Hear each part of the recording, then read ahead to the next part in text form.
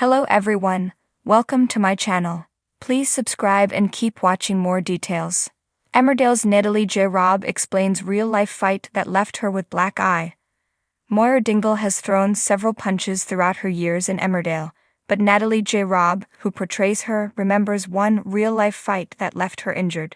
She survived a brain tumor, kept Kane steady through the heartbreak of Nate's death, and somehow held her family together. Emmerdale's Moira Dingle is about to face even more drama. It's all kicking off, says Natalie Robb, who plays the farmer. She's still in recovery.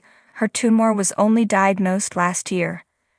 Moira has stood strong for hubby Kane, who's still reeling after the discovery of Nate's body in a lake. She knows what it's like to lose a child, so she knows the pain he's feeling, Natalie says, referring to the death of Moira's daughter Holly.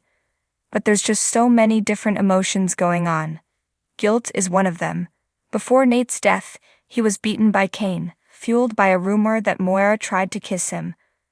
Believing Nate and Moira's old affair had sparked again, Kane lashed out. That fight they had, Natalie says Moira believes she caused it. Moira is well known for her intensity and her strong temper, and fans often tell Natalie they wish they had Moira's fire. In some ways, Natalie gets it. Raised just outside Glasgow, she was a tomboy in a farming community. There were more boys than there were girls. I didn't get on with girls, she admits.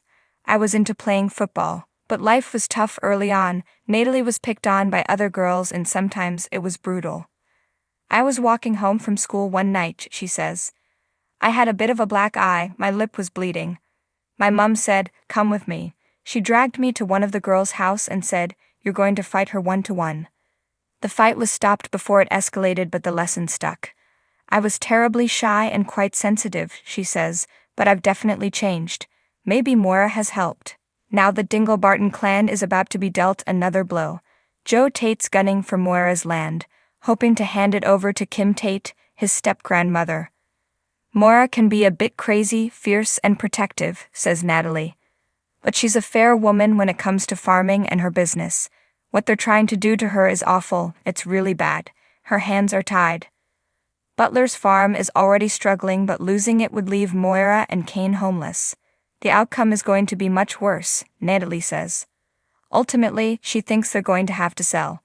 But Joe tells her fibs about her being a tenant farmer. She's going to try to do everything to save it. But working with Joe, he gets right under Moira's skin. As pressure mounts, Kane also locks horns with his brother Sam, who works for Kim and is friends with her through wife Lydia. Things boil over when two intruders are found hiding in Moira's barn. Kane blames Joe and tensions erupt. I go to punch Joe Tate, but as I do that, I punch Lydia in the ear, Natalie says.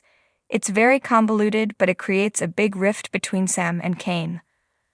Luckily, the off-screen atmosphere is far calmer. Natalie and Jeff Wardley, Kane, have been filming together for over a decade. We can work together with our eyes shut, she says.